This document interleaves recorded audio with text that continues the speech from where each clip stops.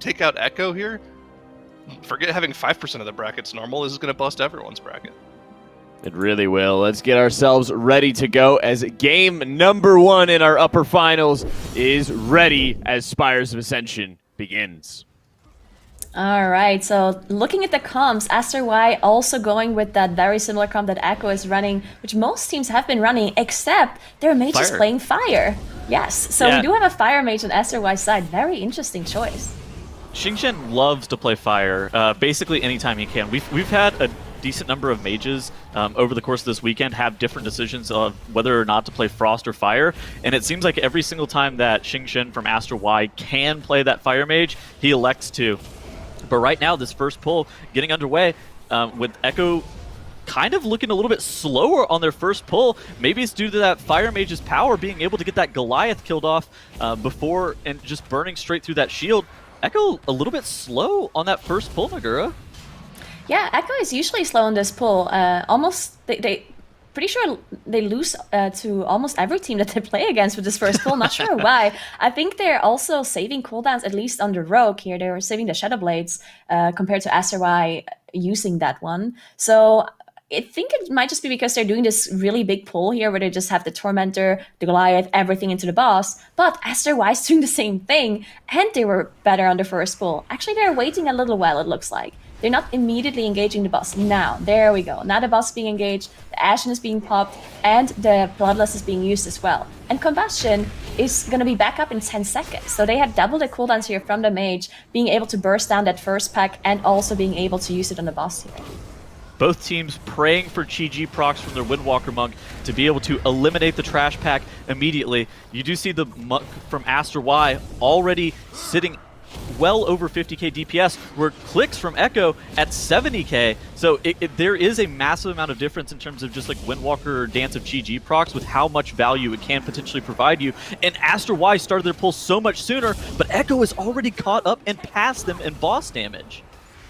Yeah, this might be partially because they're saving those Rogue cooldowns. Rogue so good for that single target damage, for that priority damage. So having that extra damage possibly is helping them out here for Echo, as they are a little bit lower in the boss. It's not too big of a difference though, as you can see. Aster.y really catching up. Yeah, I think the biggest thing about this pull right here is making sure that the trash and the incinerator gets dealt with rather fast. That's going to help you be able to just push through, because after this pack, the boss itself is not overly deadly, and you have some other pulls that await you in this dungeon that can potentially cause more problems. Typically, the first little bit of this dungeon, it's so easy to practice because it's towards the beginning, so teams are incredibly consistent with this kind of stuff. And now both Echo and Aster.y are grabbing that Mender, so that with Inspiring in this dungeon, first off, you really don't want the Mender in the pack because you wouldn't be able to kick either the Incinerator or the Goliath, which can cause problems. In addition to that, leaving the Mender alive allows you to purge it, which lets you get that weapon off the ground, which empowers your next 3 auto attacks, which isn't a small amount of damage. And so both of these teams, with this strategy of leaving that Mender CC'd, it avoids the Inspiring and also increases your damage. Ooh, Anuo dropped so low right there just from that frontal, and then had to get lay on hands to be able to get topped back up. That is not great from Aster.y. He also does not have access to that last resort. Yeah, proccing that last resort there on that frontal definitely was not something you want to see that early, especially since there's a really big pull coming up right after this. Having that extra safety net is really nice. Now still has it available for him, and you can see Echo already finishing off the boss now. A little bit quicker than Aster, but they still have this Mender alive that Aster has already dealt with. So they are just cleaving it off. Aster gathering up everything else. You can see Clicks on that mount is going to get bopped by Saelia, and now he's gathering all of these stealth claws and the Praetor as well. On this pull, it's incredibly crucial that they stack up the Praetor with everything else and the skirmishes from the other side. If there's one mob that is not in the pack, it's going to take you a lot longer to finish it off. Yeah, nice Ring of Frost coming in from the side of Echo, trying to get all those Stealth Claws grouped up. Ooh, and the Praetor dashes into the Ring of Frost at the last possible moment. And like you were talking about, this is going to be pretty easy for Echo to get these mobs grouped up. And now this Praetor is standing, it's close to melee, but now is able to stand at range to continue to make it casting the Dark Seeker. And that's not going to allow the Praetor to be able to cast its dash and blitz all the way out of melee. So this is really good from Echo to be able to set this pack up like that. On the right side of your screen, you see Aster.y utilizing a Ring of Peace to try to keep these mobs grouped up, as Nuo has to kite, not having access to that last resort, feeling very scared. And this pull is not going great for Aster.y. This is actually really bad, and not having that slow from that Frost Mage, there's a lot of differences. So we talked about how the comps aren't that much different in terms of the damage that they're going to provide, but the lack of the slow that Frost Mage brings really cost Aster.y some time there.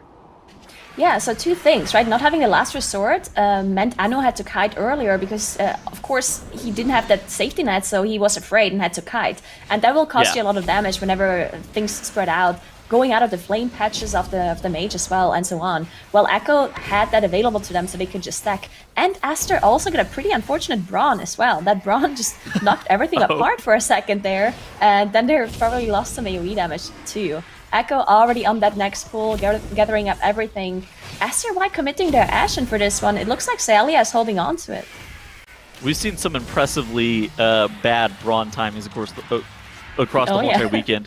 None worse than whenever your mobs get knocked out of the Kyrian Spear right as it's being fired off. That is a really bad situation. But now, hey, Aster.y was able to make up a lot of ground with that pull. Now, basically, even with Echo, they caught up somewhere in the range of 15 seconds, just being able to do that Goliath pack a tad bit faster.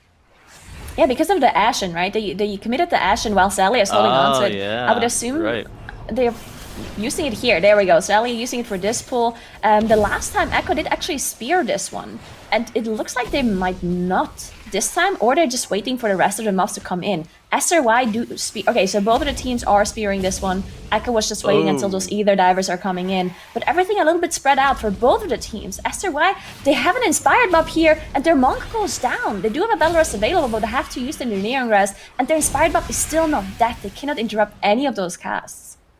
Yeah, the Goliath is in that recharge anima state, but Echo makes incredibly quick work with their trash pack. I thought with how the Ether Divers came in on that patrol that they were going to lose a decent amount of time just dealing with that pack. However, Echo looking pretty good, and now Genji is pulling that squad leader and that Praetor off to the side and allowing the rest of his teammates to get through. Then he's going to invis off that trash pack, while you do see Echo here.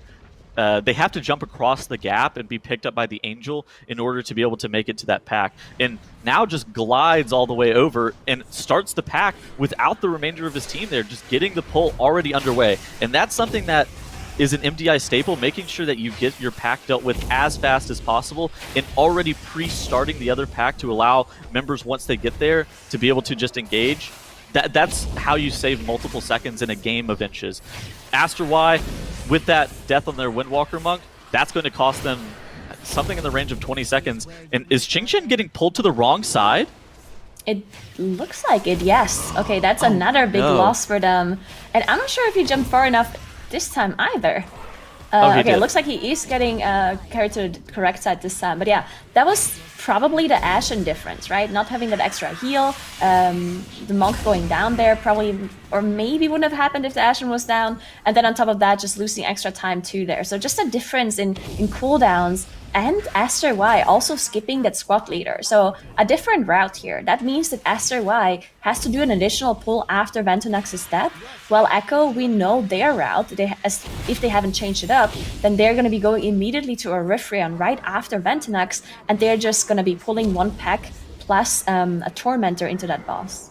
Yeah, so it is a 22 Tyrannical, so Ventonax has caused problems from teams across the whole entire weekend just with this dungeon level being so high, and this boss takes a long time. And if you've played this dungeon on live, you know that the longer this fight takes, the more opportunities there are for people to die, whether or not it be to the bleed that you see that Genji has right here, or whether it be to accidentally getting knocked up by some of those errant projectiles. And if you get hit with one of those projectiles while you have that bleed, you're going to die. Genji has burned both of his blocks. He's also burned his Dwarf Racial.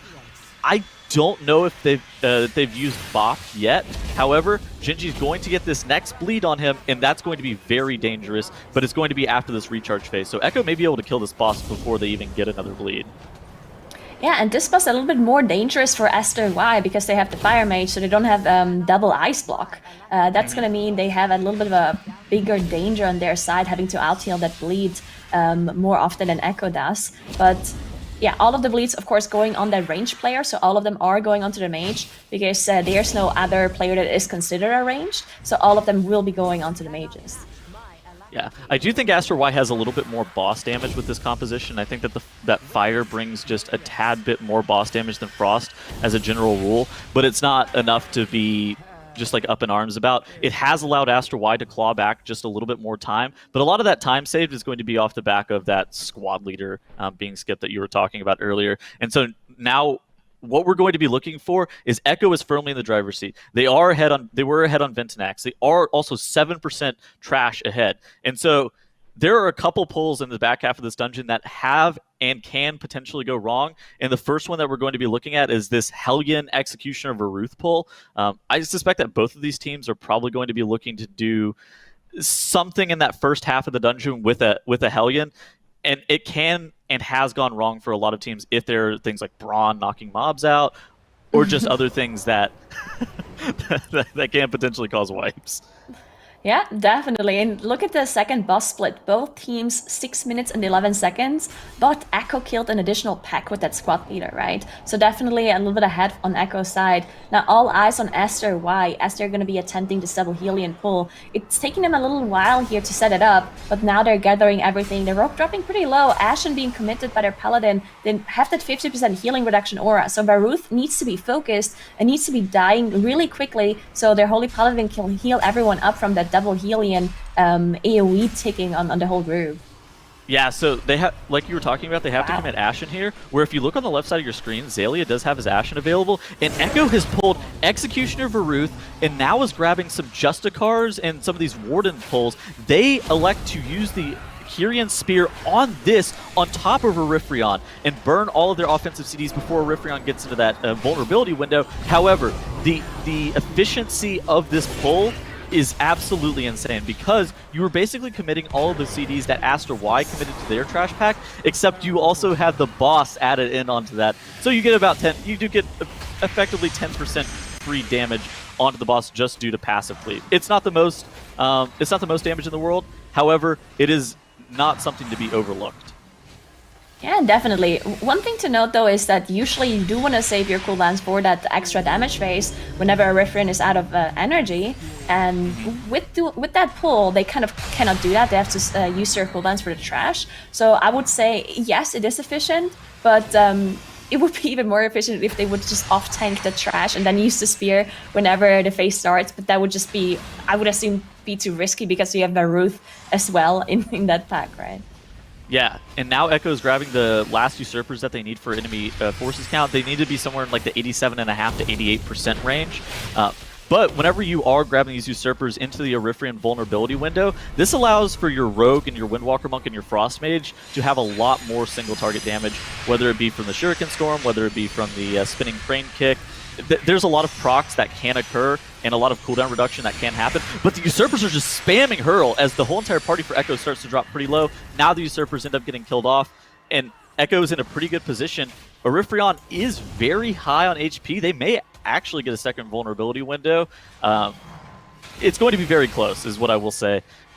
Orifrion has to deplete mana the second time to be able to get that vulnerability window, and on a 22 Tyrannical, 30% is a pretty long time to be able to deal with it, but Echo is still definitely firmly in the lead. Whereas if you look on the right side of your screen, Aster.y is going to be about at the same point, boss HP-wise, whenever they're coming out of this vulnerability phase. Yeah, definitely. And another thing to note here is that Aster.y and Echo both do not have any spears left. They only had this one, they only have one Kyrian, so that means they already used both of their spears. So they have to do the triple angel pull without a spear. That can be incredibly risky because some teams don't even make that pull even with the spear. So not having that cooldown available definitely means it's going to be a bit harder. Echo looking to finish off Orifrion before that next energy phase, and they do have enough trash. So immediately, as soon as the boss goes down, they can go up to that last boss area and attempt that triple angel pull. All right, and so now it is one of the most dangerous points in all the Shadowlands dungeons. It is the triple angel for Echo here, and it is quaking, so this is actually very dangerous for your melee and your tank. We've seen a lot of times where, since you're running like this Holy Paladin, Windwalker, Rogue, Vengeance Demon Hunter composition, like the party has to spread out, where Gingy's probably going to play at ranged, and once the group has to spread for quaking, we've seen a lot of times where people will get cleaved accidentally by the weapon, and it's caused a lot of deaths over the course of the whole entire weekend. So that's one of the biggest things that you're going to have to watch out for, is how is now moving these angels away from those spears, and how is the group positioning this whole entire thing. And then on top of that, you also have to know that all 3 of these angels need to be killed within 5 seconds of one another, otherwise that can cause potential problems. And Echo is a little bit slow on getting that 3rd angel engaged into the pack. Yeah, and they're actually... It looks like we're a bit too fast, because Alias Ashen Hallow is not available for another 10 seconds. So that could theoretically be a little bit scary for them, especially with all of those debuffs just stacking up. The damage taken increase plus that dot that is just going to do more and more damage the longer you're fighting those. Now the Bloodlust has been popped and the Ashen as well, so we'll see how much damage they can do and if they can kill those evenly, because if they don't kill them within 5 seconds of each other, they are going to heal to full HP. Of course, having that Windwalker making it a bit easier because you have that Touch of Death to just even out the damage in case it's needed. So all eyes on Echo, see if they can execute this. Aster.y now also on that same pool. Yeah, and Xaylia pops his bubble here. So not only does that clear the stacks off of him, it also allows him to just like plant and cast and heal the whole entire party. His frag drops super low, immediately gets Lay on Hands back to full, and Echo kills all 3 of those angels within a millisecond of one another. Man, they are really coming to play this morning, and they're doing a great job. And now all they have left between them and the end of the dungeon is Devos. On the right side of your screen, you see Aster.y here. Their angels, one of their angels is a lot lower than the other 2, so they're going to need to even out these just a little bit, and it looks like Aster.y is going to be able to kill these angels off in direct unison, but it may be too little too late. Yeah, Echo already on that boss, and we do know that Echo has an insane amount of single target damage. Of course, Aster has that Fire Mage, and maybe that could make a difference if they're able to get those cooldowns up, but they also have the 5 seconds penalty from that one death that they had earlier. And that might just be that one mistake that is costing them this dungeon, because considering how much time they lost, not only the 5 seconds, but also having lost that Windwalker with all of those cooldowns up, I would say that their time without the mistake could have been even better than Echo's time. But yeah, that one single death probably costing them here. We'll see how much damage they have. Echo's route for this dungeon was very good. How they dealt with the Executioner, just that pull by itself was something that was incredibly good. And Aster.y, off the back of having that Fire Mage like you were talking about, able to get into this intermission phase almost at the same time as Echo, maybe like somewhere in the range of like 10 seconds behind. But like you were talking about, they have to also be able to overcome the 5 seconds of death differential, which is something that is very difficult to do. And now Echo already ending their intermission phase, and it's looking like they do have a bunch of their CDs back available to them. The major one that we're looking at is that Ashen Hollow, a minute 45 off on that. I don't think that they're going to be able to get another Ashen Hollow in this dungeon. I also don't think so. They're going to be killing the boss faster than that 1 minute 30, I believe. And there we go, they are in that second phase. Either the boss is going to go up time-based, or they're pushing Devos to 30% for the second intermission. We'll see which of the two happens here, as some of their cooldowns are back up, as you mentioned, and they're just doing so much damage. Look at the rogue damage here from Fragnance. Just insane amount of damage coming out of that rogue, and this is why you bring the rogues, right? Especially in these tyrannical dungeons, having so much priority target damage, so much boss damage, really like making a difference on these high HP mobs.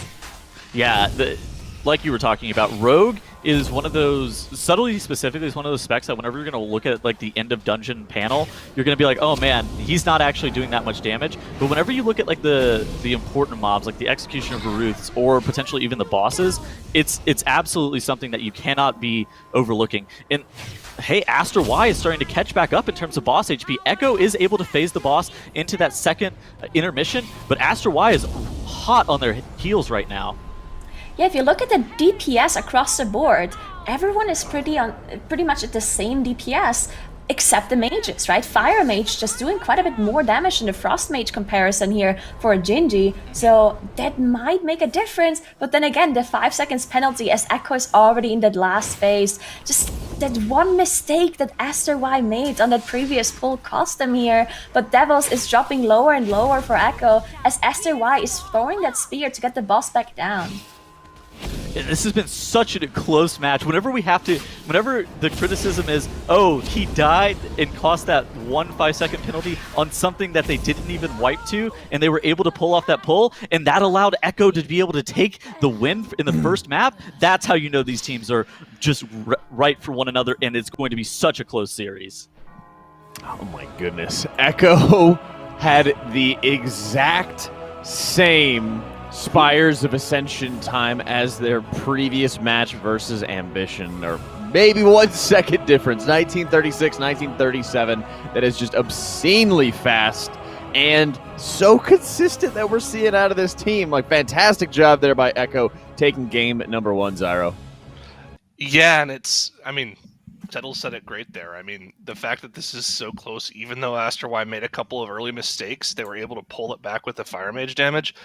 This next game, or next 2 games, hopefully, are going to be incredibly close, and you just love to see the little comp differences coming out. Xingqian, again, we talked about this yesterday as well, one of the best Fire Mages, if not the best Fire Mage in all of China.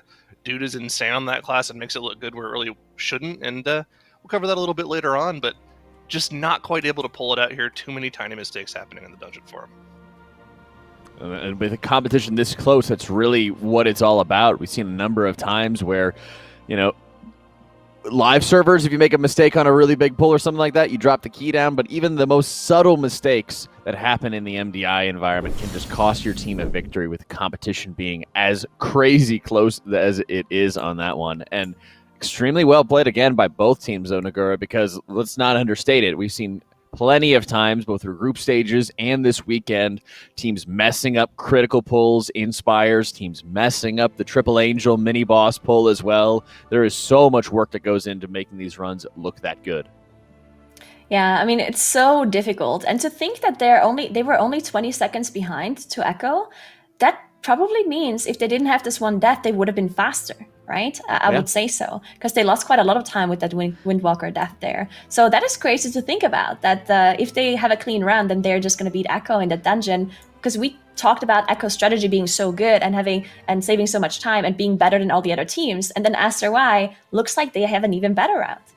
I think that Echo's route, I thought that Echo's route was better, even though I felt like Aster.y's execution on how they were dealing with their pulls and just their time to kill on a lot of their packs was just a little bit better. But I did feel like Echo's route with just how they were doing execution in the Orifrion, that pull is insane.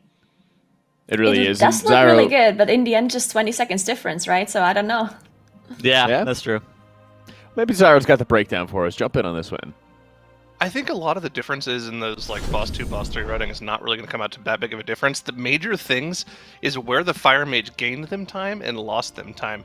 Look at what Fire Mage does when it doesn't have Combust at the start of this pull here. They spent so much time cleaving down all of this trash, and his combustion didn't really come up until everything was dead, so we just single target combust. It wasn't really that effective. Fire Mage just... It's too many high highs and too many low lows. That's why we're seeing so much Frost Mage. Is just in general throughout the MDI, but this is where things kind of started going wrong for Aster.y. They let a Rebellious Fist go off right before they used the Spear, and then when the Spear runs out, they let another Rebellious Fist through, and they didn't even heal up Zai at all. He just dies to 2 straight Rebellious Fists going off back to back. That's kind of an oversight, and just watch him slowly just die to this Rebellious Fist. I mean, you would think that you would be able to passively heal up through the original damage from that fist, or try to get the spear. Not a holy paladin. Just a really small oversight for Aster.y. And then on top of that, we had a clip of it, but there were too many clips in general. Xingqian also didn't quite jump far enough whenever they did the skip over the chasm, I guess, and ended up taking an extra 10 seconds waiting for him to fly up. And I mean, that sounds like it's not that big of a deal, but with how close this match was, less than 20 seconds between the two teams, losing 10 seconds to that on top of probably the 10 or 15 seconds from the monk death, that sealed the game. That they probably could have won this game if neither of those two things happened. Yeah, and that's what we keep talking about, is it all comes down to very small mistakes and very small differences between these teams. You can't really expect anybody to have some catastrophic wipe in the upper finals of our globals at this point. And Halls of Atonement going to be our next dungeon coming up in this series. Nagura, Fortified, Spiteful, and Grievous. We've talking about the differences between those double versus triple Shard of Halkias pulls, grabbing as much of this room as they possibly can. What do you think we want to see out of Aster.y to sort of bounce back in this situation? Yeah, so Aster.y has the best tournament time in halls. They have that 11:46 clear, which is insane. And we haven't seen Echo in halls at all, which is something that I was thinking about because in fact, every team played a Dastro Warlock in this dungeon. And I don't think we've ever seen Echo play Warlock ever. So I wouldn't even know who would play Warlock. I guess Clicks would play it. So that's something that I was wondering about as well. And we've seen some different comps with Shadow Priests or more melee heavy, and then some teams were playing the Guardian as well. So I wonder what Echo is going to be doing here. They certainly have a lot of help in the guild as well, with a lot of experienced players to be able to provide that sort of assistance and everything. So it's a really good question. That sort of variety between multi-classing and everything has really been put to the test this time around, Settles, because when we first started seeing a lot of halls runs, we were seeing players like Shella, of course, who already naturally played Warlock, saying, I want to see if I can make this really work here. And some teams, they just didn't have it sort of prepared for those weekends when it came up. But now with Global Finals, everyone's been able to see every single dungeon and be able to prepare themselves in every situation possible. So there's really either you have a better comp or you're going to be running with, what we've already been seeing. Yeah, and I mean, Aster.y has been playing this. They were playing this Destro Warlock whenever Halls of Atonement was like one of the time trial maps. So they've been playing this Destro Warlock for a very long time in HOA. I think the big thing for me is is Echo going to? They're more likely than not. I think if they weren't running Destro Warlock, that would be like a pretty big mistake. The question then comes down to who is playing Shadow Priest, if they're going to play Shadow Priest, or are they going to elect to play the Rogue? So we've seen. That's been one of the biggest differences in composition that we've seen across the whole entire. Mira is like the person who's been playing Shadow though. So last season, whenever Shadow was played a lot, Mira's was on that Night-Faced Priest, and so with him moving into that 6th player role, are they just going to elect to go Rogue because they have a lot more experience on Rogue, or are they going to bust out the Shadow Priest because they believe it brings them a lot more value? I think that's going to be one of the biggest things for me. I think that they're probably going to look to play Rogue, but I think that Aster.y probably has the advantage in this Halls of Atonement as it currently stands. That 11:46 time and the fact that they've had 2 consistent 0-death runs in HOA, that really bodes well for them.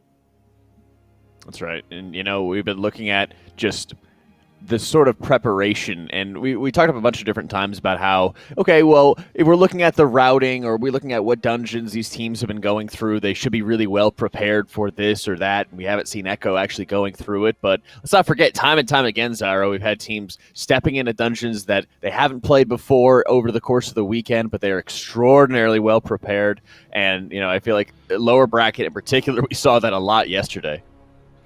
Well, specifically in the case of Echo here, I mean, Halls is one of the dungeons that we've seen so many different teams play this weekend. I mean, we've seen several different types of runs of Halls, and they really get the pick of the litter, right? They've had plenty of time to sit down and practice, and I imagine that they've spent a lot of time in this dungeon over the past 12 hours or so since their last match. So, knowing Echo, I mean, they're 3-time MDI champions for a reason. I would expect that they have something pretty good planned here. They should, and maybe it'll be finally the difference between do they run triple shard, do they run the double, because that's been something that's been a constant sort of source of conversation for us to determine, okay, is this actually going to be something that's worth working towards, or is it something that it's going to just take way too much time? Because we talk about it all the time, every time we see it in Nagura, it's just, oh wow, that 3rd shard takes forever to come in, and then they just have to sit there killing off like one mob the entire time. Yeah, I'm going to be honest, I'm still not perfectly convinced of that triple shard pull, mainly because all of the teams who have done the triple shard pull, they have been running Guardian Druid. And it just seems like if you're going to be running a Guardian for that specific pull, then it really has to make up a lot of time for it to be worth it, because you're missing out on that Chaos brand for the rest of the dungeon, right? Yeah. And it really hasn't seemed like that pull was saving them that much time, except in that one dungeon where Incarnation was playing against Complexity, but then it also seemed like Complexity was just generally a little bit slow on their pulls, so I don't know. I think I'm more in favor of just the double shard pull, like you mentioned, because there has to be a lot more to be able to make up for the time, but there's such a big, wide open field that if the Vengeance Demon Hunter actually has to like get away, they can more easily do that for these pulls. You don't have to do 3 shards because it does take up a lot of time.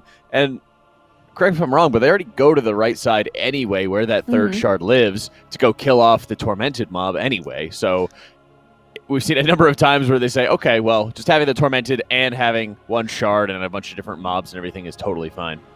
Well, so the thing with Halls of Atonement is you have to do 1 bad pull regardless, because you're waiting for the anima to be injected into Halkias, and a lot of the times it is that Incinerator Tormented mob that is off to the side, and they are able to use the Stoneborn and the and then they bring in the Groundskeepers as well into that pack, so it's not like really that inefficient. At the same time, I don't know. I like the triple shard pull. It's way more clouded.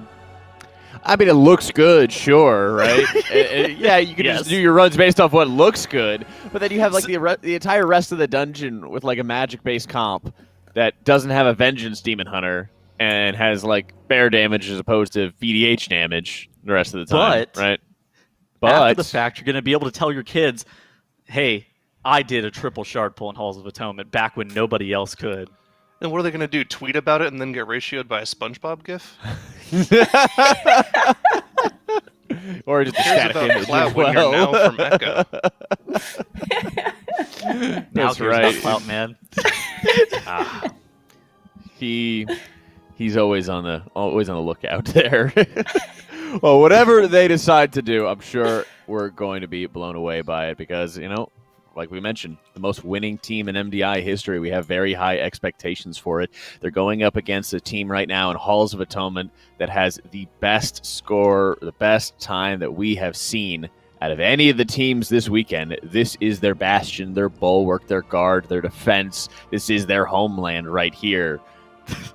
And Echo's going to have to pull out something very special to be able to take that victory. Otherwise, we're going to be going into a Game 3. And let's not forget, Nagura, Echo does have a substantially better win rate on fortified dungeons compared to Tyrannical. So that's also another stat that could be in their favor. Yeah, I mean, I personally think Aster.y is the favorite one here just because we haven't seen Echo at all. That could mean that, you know, maybe they don't have as much practice in this dungeon versus the other dungeons because they didn't have it in their map pool. Which, to be honest, I don't think Echo is a team that would practice 1 dungeon less. But still, just having more of the tournament practice for Aster.y and just knowing that they can execute those pulls. And I mean, that time is insane, right? That 11-minute 46 clear. If Aster.y can do that again, then I think Echo is just going to have a really hard time beating that. Sure, the consistency is just on another level. I mean, we saw Echo having almost the exact same time as their previous Spires. If Aster's going to be pulling out almost the exact same time or the exact same time that we saw previously out of them in Halls of Atonement, that's going to be insanely difficult. But there have been a lot of teams that are running this dungeon yesterday as well, Tettles, that we can kind of look to. And when you're a team that has only had to play once a day like Echo or Aster.y has, there's so much extra time to practice. I mean, and we talk about how much practice Aster.y has been able to put in on these dungeons. On I think another that Echo, level. Yeah, dude, I think that Echo is going to be able to, if their Halls of Atonement was able to get adapted to like what Aster.y was doing in the first couple of pulls, I think that's where Aster.y was actually making up a lot of time. Is just like those first 2 pulls with how they were getting the mobs grouped up and just how consistent they were able to get these mobs like stacked super close for the Frost Mage, for the Rogue, and for that Destro Warlock. I think that if Echo is able to do that, then they will potentially be able to bust out a time that Aster has already, in a dungeon that Aster has already had to play twice. On top of that, I feel like Aster's been having a decent amount of one-off deaths, and if they're able to change that, then that will be important as well. See what they got for us as Halls gets underway. That's a Guardian Druid from Echo. That's very interesting. So that means Echo is going to do that triple shard pull, sorry.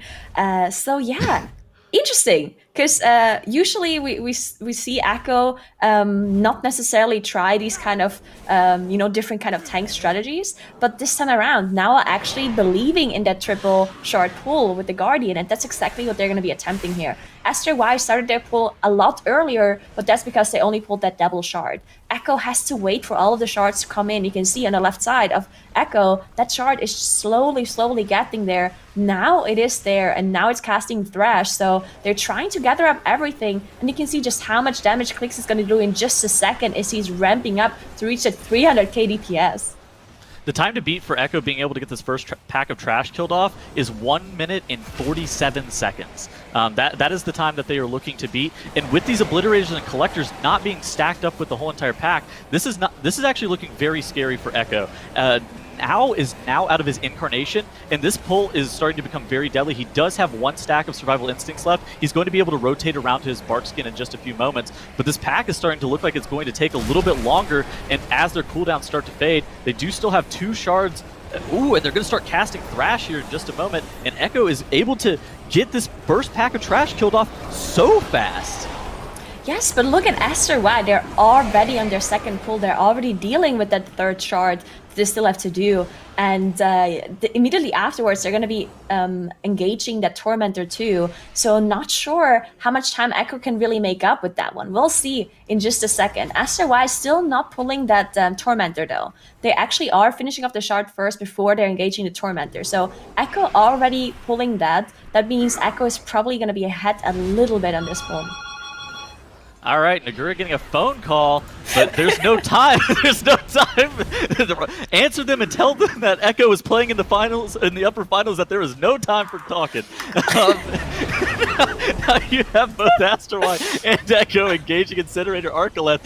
Both of them are effectively at the same amount of HP. Echo getting a little bit better of this engagement on Incinerator Arcoleth by having that Loyal Stoneborn, able to just do a little bit more damage onto Incinerator. But this is the part of the dungeon where we talk about how that Vengeance Demon Hunter just increases your time to kill on the remainder of this key, just bringing that Chaos Brand. Plus, it just does naturally a little bit more damage than that Guardian Druid. And now Echo here standing and planting and killing off those Groundskeepers, collecting their anima power, where Aster.y was like pre-moving these Groundskeepers and pre-moving that Incinerator mob, and now they're virtually at the exact same point at this part of the dungeon, which is, I would say, not in favor of where Echo wants to be. I definitely think that would be in favor of Aster.y because they have that additional damage from that Vengeance Demon Hunter and the Chaos Sprint as well. Now dropping incredibly low, doesn't have Incarnation ready just yet. Barkskin is being used. He does have a Survival Instinct stack as well, but it looks like he wants to hold on to that one. And they did recover now. But yeah, looking a little bit scary whenever those cooldowns are down for that Guardian Druid. Zalia is and almost died to sack. That was very scary as well. I wonder if he's going to be able to deal with this pack with the little amount of mana that he has, because if you look on the side of Aster.y, their Holy Paladin is almost full mana, and they were able to kill off this trash so fast on the side of Aster.y, and it just comes off the back of being able to keep these mobs grouped up for prolonged periods of time, utilizing that Sigil of Chains, utilizing that Silent Sigil to make sure that the mobs aren't casting on Anuo, where you would think, oh, this Guardian Druid's going to be really good here. He's going to have his Incarnation up in a little bit. It took now a long time and a lot of CDs to be able to commit. And Echo, Clix goes down on the side of Echo. Jinchi's in a block. This is going terrible for them right here. Yeah, the trash is just not dying. They do have a Battle Rust available, and they have that Guardian Druid to use it. Looks like Clix is getting it back up. And one thing to note, I just noticed that Clix actually is playing Necrolord Destro. That is something that Curry has posted on Twitter. He basically was saying that a Necrolord Destro Warlock is better than Night Fae. So we'll see about that in just a second. Of course, Clix going down means he's going to be doing a little bit less here. But yeah, Aster.y, they're having no issues whatsoever on their side. They're already moving on to Echelon. Yep, and now they're just waiting for these Spiteful Shades to despawn. Now they drop combat, and everybody mounted up on their brooms, having a great Halloween as they're about ready to engage Echelon here. And we do know that they allow these gargoyles to resummon, and whenever they allow the gargoyles to resummon, this allows them to have a lot more AoE to single target damage conversion. It also allows stuff like the Destro Warlock to get a decent amount of cooldown reduction as well. And so this is something that is absolutely massive for Aster.y's composition. Echo's probably going to be doing something very similar, and this looks like now is positioning himself to potentially be able to get that Loyal Stoneborn, but the patrol may have been in a bad spot. It was kind of hard to tell, and Echo is just wasting a little bit more time when they could have been pulling and just going faster in the dungeon. Yeah, and Aster.y, I mean, look at the boss. This is 22 dungeons, so the boss HP is pretty significant, especially on that pure single target boss where you don't have any trash you can really pull on top. Of course, you have those Stone Fiends for the Warlocks, and that is a strategy we've seen. I think it was Aster.y that showed it for the first time, where they're just not killing off these Stoneborns with the jump. Yeah, there we go. The jump just being aimed away from the Stone Fiends to make sure they are gonna get resummoned, just to get that the extra targets for the Warlock, right? Of course, that is a bit more dangerous, and we've already seen one of the teams wipe to this boss because of that strategy. There was just so much more damage on the tank with all of these extra Stone Fiends up that Complexity just had a full team wipe here. So definitely adding a bit more risk to this boss to get a little bit more damage from the Warlock. And I think that's one of the big reasons that Anuo saves his Silent Sigil for so long. So he doesn't burn it on the first pack of those Stone Fiends. Instead, he just kind of face tanks the first few Stone Fiends and allows his group to passively cleave them down. And instead, he burns that Silent Sigil whenever he has like the double pack of Stone Fiends. And so now here, Aster.y is going to be pulling one of the Stoneborn. So this is actually an important point that some of the other teams have been doing in this dungeon, where they are gatewaying past the double loyal Stoneborn, and instead of committing any offensive CDs to Inquisitor's Cigar, the mini-boss that's after this pull, they're just snapping double loyal Stoneborn to that. Instead, Aster.y is saying, hey, we actually want this first loyal Stoneborn for the High Adjudicator Elise pull with the trash on top of it. It gives us a little bit more boss damage. That breath does some AoE, but instead they're going to have to commit one offensive CD, whether that be like Infernal, it could even be potentially like an Icy Veins or a Shadow Blades, to Inquisitor's Cigar to be able to make sure that that gets killed off before the heal comes through. And whenever you look at Echo on the left side of your screen, you saw that they did utilize that gateway, and they're not, they actually do get one of the Stoneborns. So they unfortunately were not. They thought that they were going to be able to miss both of those Stoneborns and get them into Inquisitor's Cigar, but with that being pulled, they're going to have to adapt on the fly and be able to commit one offensive CD as well. And that is pretty bad for Echo, because that might have been just this last thing, the last thing they could have done to maybe catch up to Aster.y, killing Cigar a bit earlier, or maybe even Aster.y just not making the damage for the Dark Communion and then having some trouble there. But now with that second with that first Stormborn being pulled into this, they're not going to be able to do that. Aster.y already done with all of the trash. They did cheat one of the collectors before they got into this pool, and this is actually a really smart strategy that Aster.y is doing. Once all of the other trash was down, they got the collector out of the sheep, and now they're just letting it cast Collect Sins. Unfortunately, Braun was interrupting one of the Collect Sins earlier, so he didn't get those the small mobs to cleave off. We've heard from so many MDI teams that Braun is just grief every single time. You never hear about Braun doing great things for these teams. It's always, oh yeah, Braun spawned at the wrong moment and interrupted the cast that we needed to go off, or Braun knocked the mobs away from where it wanted them to be. And so now Aster.y here dropping combat. They are going to be collecting this Stoneborn here in just a moment. I wonder what they're waiting on. Okay, so now they have the Stoneborn, and they're going to be snapping it to Inquisitor's Cigar. They may have been waiting for a CD to come up before they were able to engage this. And that actually cost them a couple of seconds, but it's not going to be enough for Echo to be able to claw it back. If Echo's going to claw this back, it's going to be off of just raw DPS and being able to just prove why they are the world first guild currently and why they have some of the best players in the game. Yeah, so Echo, interestingly enough, didn't even decide to mind control the Stoneborn. They were just constantly keeping it up there. It almost died to cleave, and now they have those two Stoneborns. So they have them here for a Cigar, but it's probably going to be too little too late, as Aster.y is completely destroying the mini-boss, and they're already moving on to the boss. They did commit the Ashen, though, for the mini-boss, because they don't have those two Stoneborns. So that might be like the last thing that Echo can do to catch up, having that Ashen on the last boss. But Echo Stoneborns aren't here. Didn't. Yeah, okay, that's a big problem. They're gonna have to kill the neutrals here. Yep, that's really bad. I think that's the end of Echo's run. Actually, yeah, these mobs are gonna heal. That's so bad. That is something like in the range of a minute time loss, because if you don't know, these Stoneborns are very finicky to snap. I actually don't know the whole science behind this. This is something that you're gonna have to ask these MDI teams once they are back to streaming. These Stoneborns do not reliably snap, and I don't know what happened here, but yeah, they mind controlled their double Stoneborn, and they just aren't with them currently.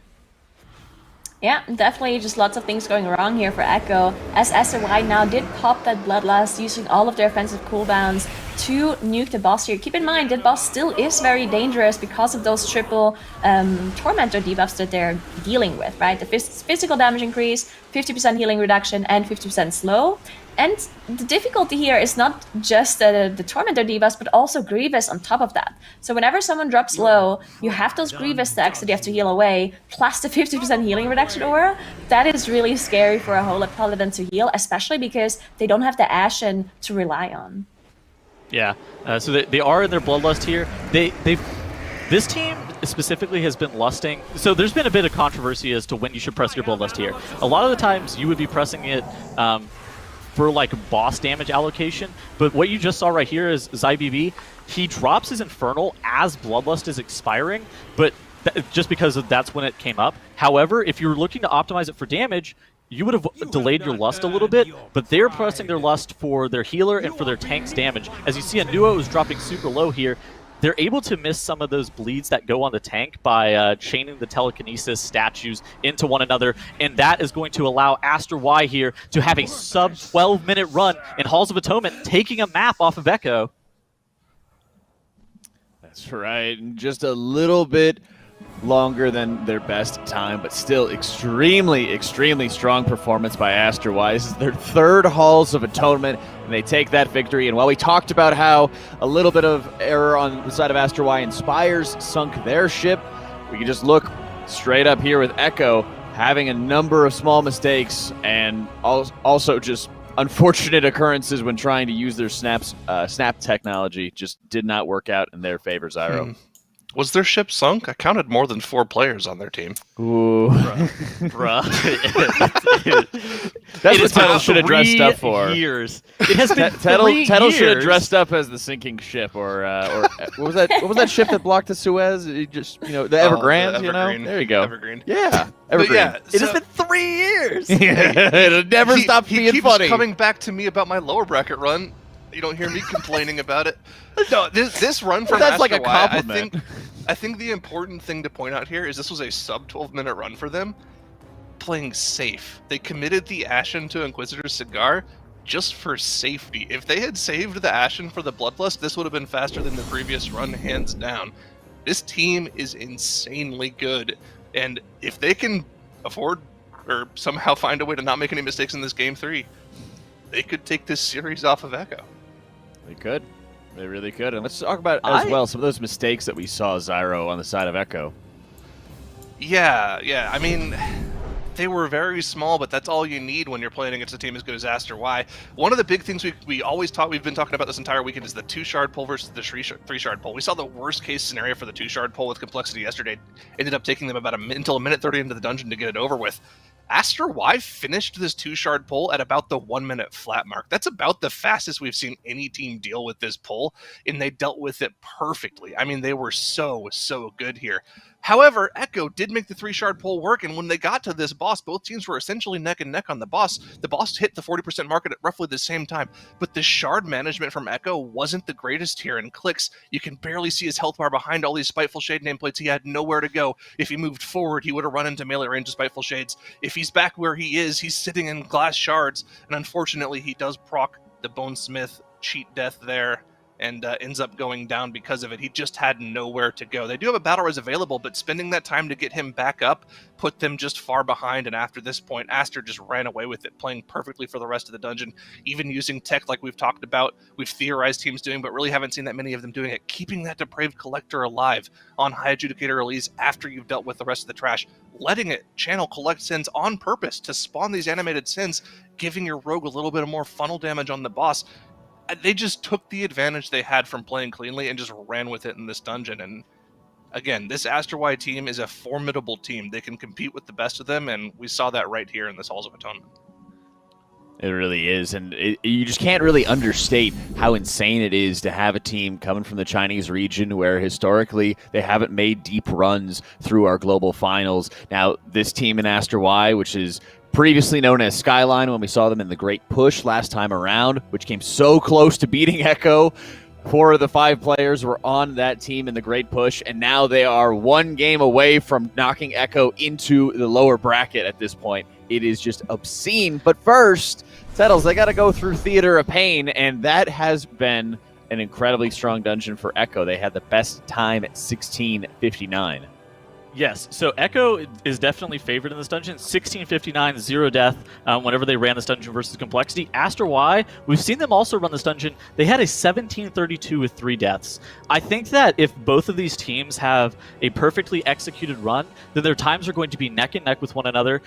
But it's ultimately going to come down to consistency. Aster had those 3 deaths whenever they ran it a little bit earlier. Are they going to be able to improve on that? Are they going to be able to have a deathless run? Is Echo going to be able to reproduce their magic that they had in their 16:59 0 death run? There's also bolstering and quaking both in this dungeon. Yeah. These affixes are brutal, and these are an affix set that can cause you a lot of time if it's not played perfectly. And this is a very worthy dungeon for an upper finals match, and I think that it's going to be one that's going to be neck and neck, and it's going to come down to consistency. I really hope so as well. And like you mentioned, it's just one of these dungeons where there's a lot of areas that things can go wrong. And it's such a good dungeon as well because let's remember, Echo and Aster.y were on different sides of the bracket, but both teams did end up playing Theater of Pain early on in the tournament. So this is already a dungeon that they're going to be prepared for, that they've played before. So far, we've seen a better time out of Echo, but I mean, when we look at it, Aster.y has got to be prepared for this one, Nagura, and that they have some strategies and improvements to be able to up their time. Yeah, I think so for sure. And the 3 deaths that they had in their run, if they play perfectly, then I would say they come pretty close to the best time of the tournament, which is Echo's time currently, with that just barely 1 second below 17 minutes clear. And both of them are running the same comp. At least they have been running the same comp, unless one of the teams decided to come up with something else now. Sure, and you never know what's going to be possible for these teams. That's probably the best part of it, is that we're going into this winners matchup where every single time you're having some of these teams taking those victories, they're done for the day. They're able to move on, except for, obviously, Championship Sunday. But that gives them a lot more opportunity to be able to find different ways to prepare for the dungeon, start looking at other teams' strategies, and now it's going to be that decider. The winner is going to move on to the grand finals. Theater of Pain is going to be that deciding match. Let's see what we got here as the game gets going. All right. So it looks like both of the teams immediately going into that first boss, popping all of the cooldowns, also pulling a Raging Bloodhorn on top as well. Looks like Aster.y pulled it in a little bit late. That could have been on purpose, possibly, to just get more cleave, more AoE on the bosses, because once the bosses are dead, you will start that RP that gets you down into the other area. But while that RP is happening, you can actually kill the Bloodhorn off as long as it's not too high HP. Yeah, so they had that Bloodhorn distracted off to the side, and like you were saying, they did end up pulling it in a little bit late. It's not like that it's going to cost them any time, but I feel like Echo is just going to have a little bit more boss. They should potentially have a little bit more boss damage by pulling it in early, but as I say that, Aster.y taking an early lead, somewhere in the range of like 5 to 6 seconds, being able to get that boss killed off, while now Aster.y just sitting here, kind of throwing some empty globals into this, just some filler abilities to be able to kill off that Bloodhorn. And hey, Aster.y starting off this Theater of Pain 7 seconds ahead.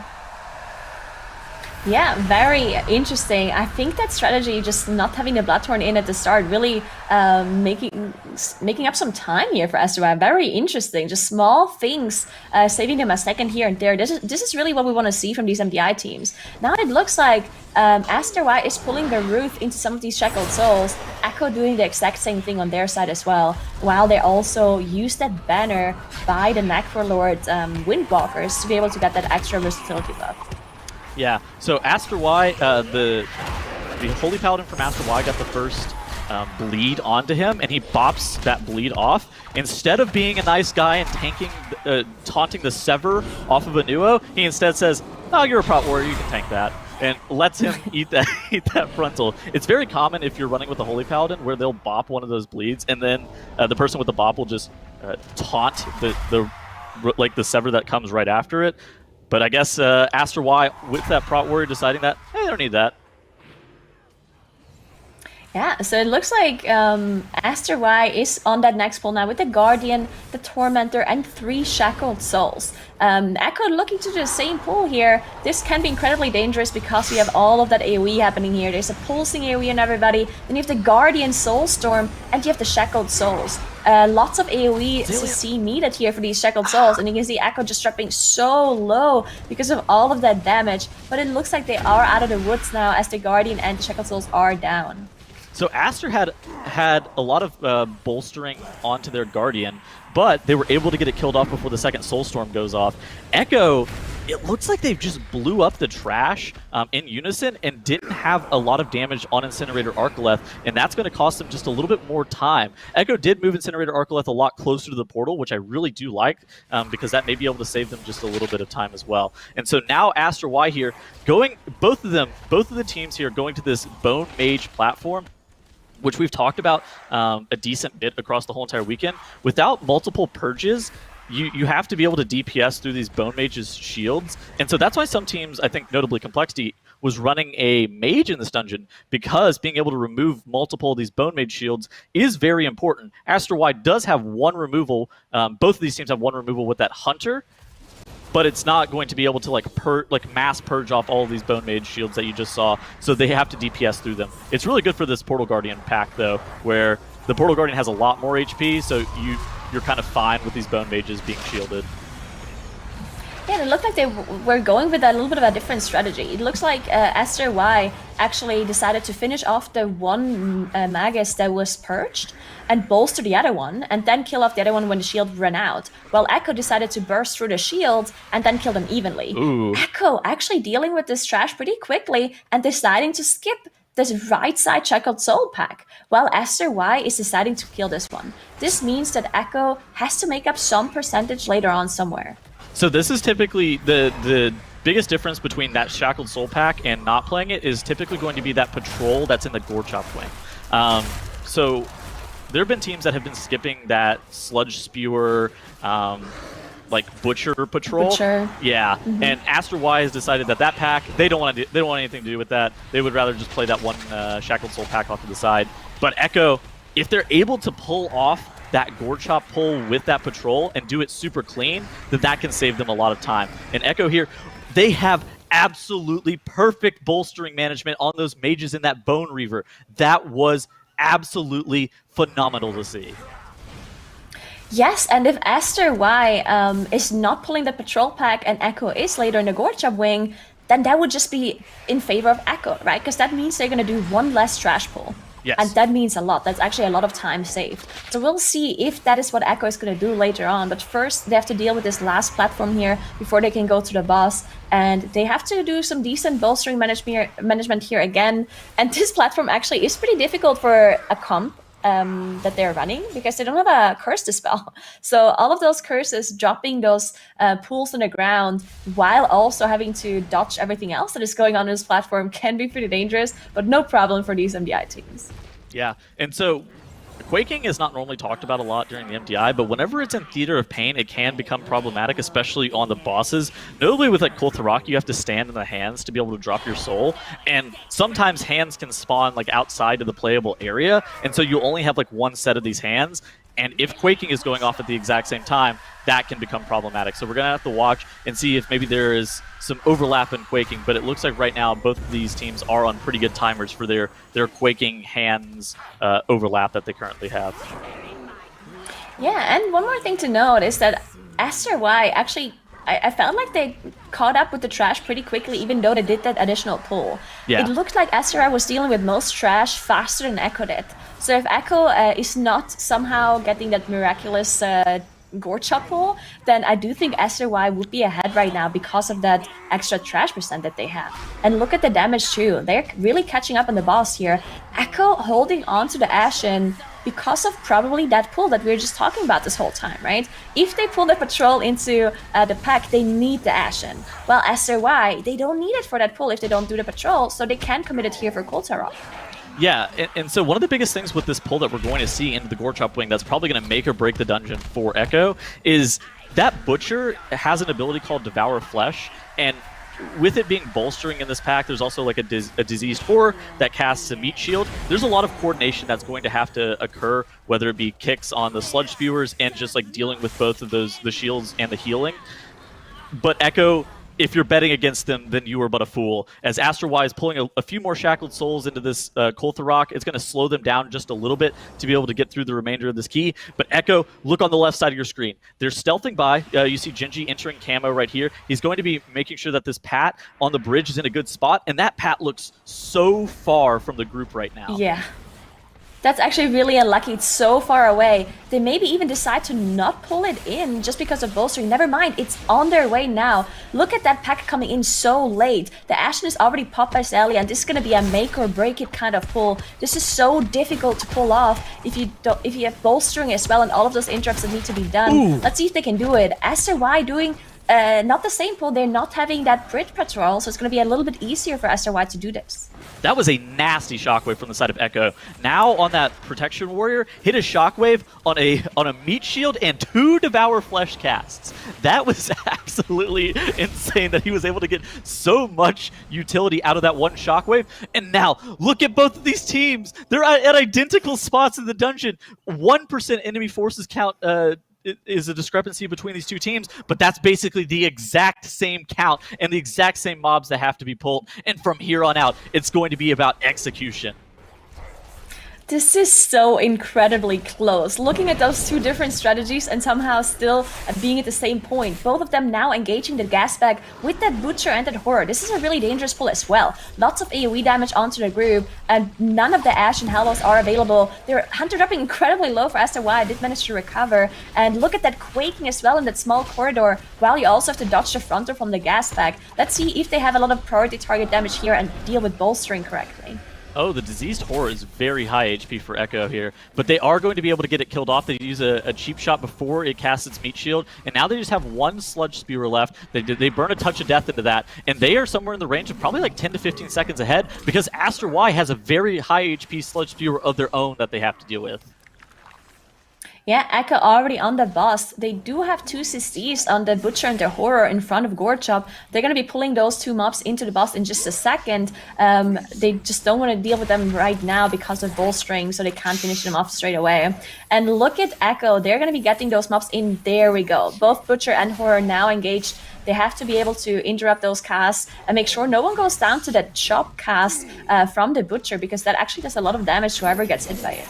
All the while having 4 melee for Quaking. Yeah. So there is a lot that is going on. We saw, look at Echo right here. They're just like stacking up for Quaking as their whole entire group drops so low. Now is kind of in danger here. He does pop his shield wall, so he should be fine from this Diseased Horror and this Butcher because the Diseased Horror, the Butcher, and Gourd Chop all do pretty high amounts of damage just with like the Hateful Strikes and the abilities that are cast onto the tank. And so cleaving now with any Quaking or just him taking any additional damage puts him in a spot where he is very scared.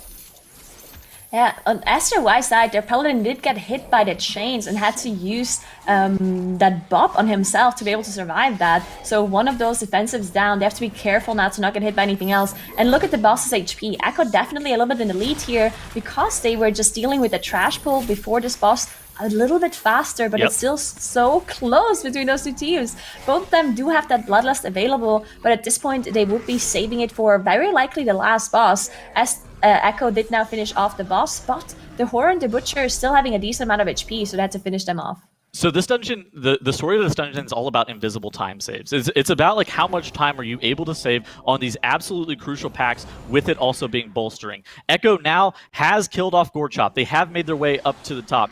I think they're somewhere in the range of like 10 to 12 seconds ahead. You can see on the bottom that there is the boss split differential. Echo had to take a little bit longer time to be able to kill off that Horror and that Butcher than Aster.y did. Aster.y's Horror and Butcher was just a little bit lower. And now Echo is probably in the last difficult part of the dungeon. They have to deal with this Arbalists and these conscripts. But this isn't going to be the dangerous pull. The dangerous pull is definitely going to be that bridge patrol with that mini boss. That is going to be the last scary part of this instance.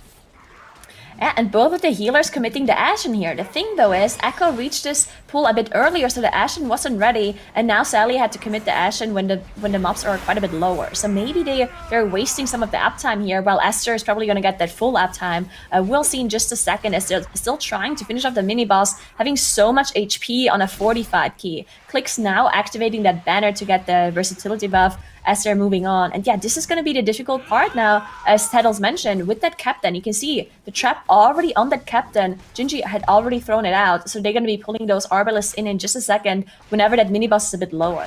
So we've been talking about bolstering a lot, and the reason that they're leaving that captain CC'd and the reason that they're dealing with this champion a little bit early is because there is a 30-yard range on bolstering, and whenever you are able to just deal with that, you're pulling those mobs that are on that on the side all the way back.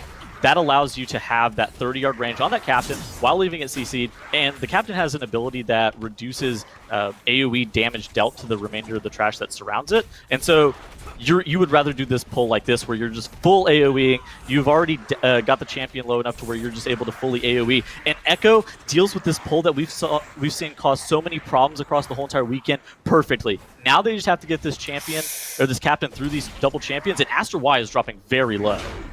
Oh god, there's a double bleed on the Hunter, the squishiest member out of all of them without turtle available. Getting the double bleed, no Bob from the Paladin, did somehow survive it, and they didn't finish off Haruja. The last bleed would have went on the Hunter too, so thankfully they managed to finish it off before that bleed came out. That was incredibly close, but now they are moving on to the boss as well. Echo already in staff though. Somehow they caught up quite a bit of time just with doing the trash pulls a bit more efficiently with bolstering. So really well done by Echo. Aster dealing with Stav now. One more thing, there's a little bit of an RNG factor here, is who are going to be the 2 damage dealers sent into the arena. Because depending on who gets sent down, we might actually make up some time on that boss. You really do not want the rogue to be sent down. Ideally, it's the Windwalker and the Hunter that gets sent down. Oh, Aster. And look at this. For Echo, Frag does not get picked for that duel, which is very good for them. Aster.y? What They happened? didn't manage to do the skip.